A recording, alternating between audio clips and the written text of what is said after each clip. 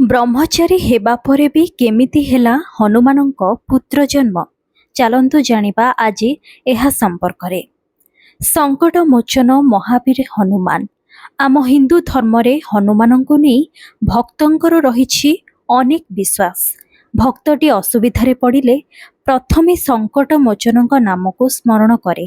ଭଗବାନ ମଧ୍ୟ ନିଜ ଭକ୍ତଙ୍କର ସବୁ ସମସ୍ୟାର ସମାଧାନ କରିଥାନ୍ତି। ଏମିତିରେ ହନୁମାନଙ୍କୁ ଅନେକ ଦେବାଦେବୀଙ୍କ ବରଦାନ ପ୍ରାପ୍ତ ହୋଇଛି। କୁହାଯାଏ ଯେ କେବଳ ସୀତା ମାତା ହନୁମାନଙ୍କୁ 8 ପ୍ରକାରର ସିଦ୍ଧି ବରଦାନ ପ୍ରାପ୍ତ କରାଇଥିଲେ। ଏହା ବ୍ୟତୀତ ସୂର୍ଯ୍ୟ ଓ ଇନ୍ଦ୍ରଦେବ ମଧ୍ୟ ଖୁସି ହୋଇ ହନୁମାନଙ୍କୁ ଅନେକ ଶକ୍ତି ପ୍ରଦାନ କରିଥିଲେ। ସୃଷ୍ଟିକର୍ତ୍ତା ବ୍ରହ୍ମା ହନୁମାନଙ୍କୁ 3ଟି ବର ପ୍ରଦାନ କରିଥିଲେ। ଏହା ମଧ୍ୟରୁ ଗୋଟିଏ ବରଦାନ ଏଭଳି ଥିଲା ଯେ ହନୁମାନଙ୍କ ଉପରେ ବ୍ରହ୍ମାସ୍ତ୍ରର ପ୍ରଭାବ ମଧ୍ୟ ପଡ଼ିନଥିଲା। ଆଜି ମୁଁ ପ୍ରଭୁଙ୍କ ସହ ଜଡ଼ିତ 5ଟି ରହସ୍ୟ ସମ୍ପର୍କରେ ଜଣାଇବି, ଯାହା ଆଜି ବି ଚମତ୍କାରିତା ମନାଯାଏ। କୁହାଯାଏ ଯେ ହନୁମାନଙ୍କୁ ଇନ୍ଦ୍ରଦେବ ଇଚ୍ଛା ମୃତ୍ୟୁର ବରଦାନ ଦେଇଥିଲେ। ଏହା ସହ ପ୍ରଭୁ ଶ୍ରୀରାମ ହନୁମାନଙ୍କୁ କଳିଯୁଗ ଶେଷ ପର୍ଯ୍ୟନ୍ତ ରହିବାର ବରଦାନ ପ୍ରଦାନ କରିଥିଲେ। ଆଉ ଆମେ ବର୍ତ୍ତମାନ କଳିଯୁଗରେ ହିଁ ଅଛୁ। ହୁଏତ ଏଥିପାଇଁ ଅନେକ ଲୋକ ସଙ୍କଟ ମୋଚନଙ୍କ ପାଇଁ ନିଜ ମନରେ ଏକ ସ୍ୱତନ୍ତ୍ର ସ୍ଥାନ ରଖିଛନ୍ତି। ଚିରଞ୍ଜୀବୀ ପ୍ରଭୁ ହନୁମାନଙ୍କୁ ସମସ୍ତେ ବିଶ୍ୱାସ କରନ୍ତି।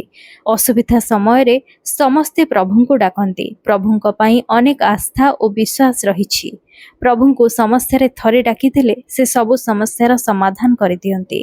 କିନ୍ତୁ ଏଥିପାଇଁ ଆପଣଙ୍କୁ ଭଗବାନଙ୍କ ଉପରେ ଭରସା ସହ ସମୟକୁ ନେଇ ଧୈର୍ଯ୍ୟ ରଖିବାକୁ ହିଁ ପଡ଼ିବ। ଏମିତିରେ ମାତା ସୀତାଙ୍କ ବରଦାନରେ ପ୍ରଭୁ ଚିରଞ୍ଜୀବୀ ମଧ୍ୟ ହୋଇଯାଇଥିଲେ।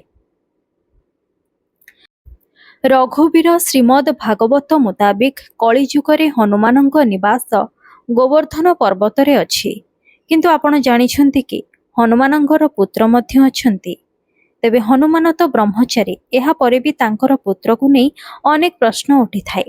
ଲୋକମାନେ ଭାବନ୍ତି ଯେ ହନୁମାନ ଯେହେତୁ ବ୍ରହ୍ମଚାରୀ ସେ ବିବାହ କରିନଥିଲେ, ତେଣୁ ତାଙ୍କର କୌଣସି ପାରିବାରିକ ଜୀବନ ହିଁ ନଥିଲା। ଆପଣମାନେ ଜାଣିଲେ ଆଶ୍ଚର୍ଯ୍ୟ ହେବେ, ହନୁମାନ ବିବାହ କରିଥିଲେ ଏବଂ ତାଙ୍କର ଏକ ପୁତ୍ର ମଧ୍ୟ ଥିଲା। ପ୍ରଭୁଙ୍କର ଝାଳରୁ ଏକ ପୁତ୍ର ଜନ୍ମ ହୋଇଥିଲା। ଯେବେ ହନୁମାନ ଲଙ୍କାରେ ନିଆଁ ଲଗାଇ ସମୁଦ୍ରକୁ ଆସି ନିଜ ତାପକୁ କମେଇବାକୁ ଚାହୁଁଥିଲେ, ସେବେ ତାଙ୍କ ଶରୀରରୁ ପଡ଼ିଥିବା ଝାଳ କୁମ୍ଭୀର ପାଟିରେ ପଡ଼ିଥିଲା, ଯାହାର ପ୍ରଭାବରେ ଏକ ପୁତ୍ର ଜନ୍ମ ନେଇଥିଲା। ପରେ ଏହି ପୁତ୍ରର ନାମ ମକରଧ୍ୱଜ ରଖାଗଲା।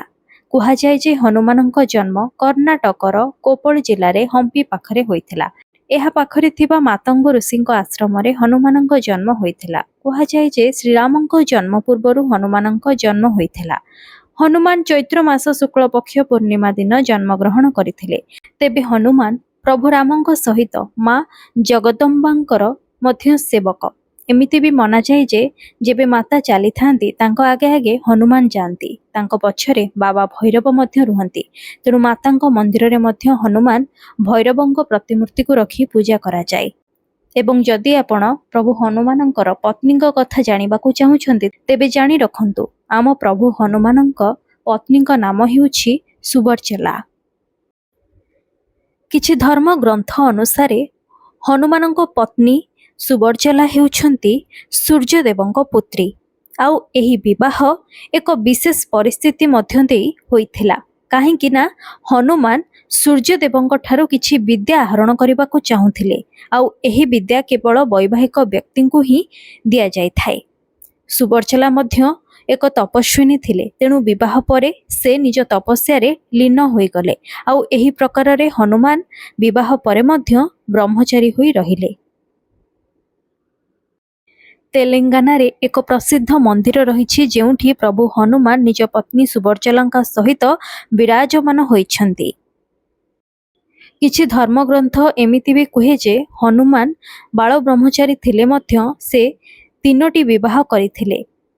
ସୂର୍ଯ୍ୟଦେବଙ୍କ ପୁତ୍ରୀ ସୁବର୍ଚ୍ଚଲାଙ୍କୁ ବିବାହ କରିବା ପରେ ସେ ବରୁଣଙ୍କ ପୁତ୍ରୀ ସତ୍ୟବତୀ ଏବଂ ଶେଷରେ ସେ ରାବଣଙ୍କ ପୁତ୍ରୀ ଅନଙ୍ଗ କୁସୁମଙ୍କୁ ବିବାହ କରିଥିଲେ।